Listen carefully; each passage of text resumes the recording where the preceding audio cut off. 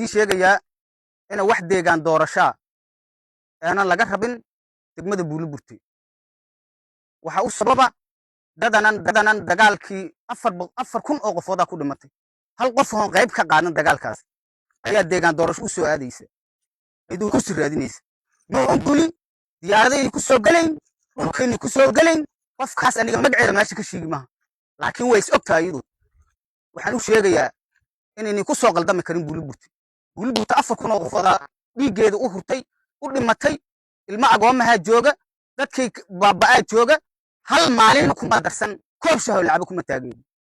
dadka inay kursi ka soo raadsan waa qalad mana ogolaanayno mana yeelayno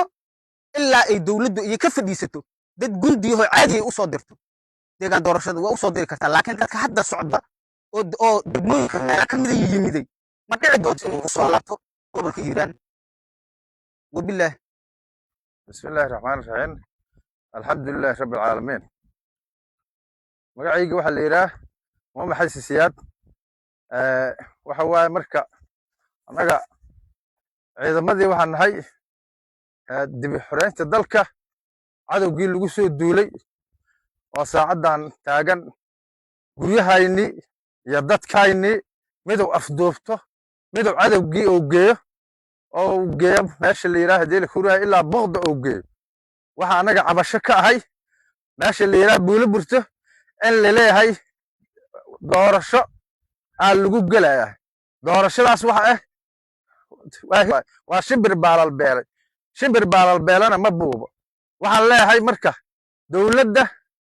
aad iyo aad u taageersanaa waa isla howlgalnaa laakiin lala weerarayso ummadda Soomaaliyeed dhiba anaga marka intaasaan leeyahay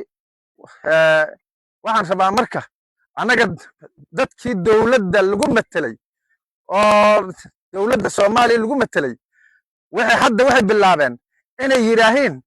dadkii lala howlgalay oo cadowgii lala danka metasho dawladdu waa taqaanaa waxa rabnaa ka codsanaynaa inay noo soo dirto ayadoo isku duuban wax allaala waxaan cabashadan ka qabno waxa kamid ah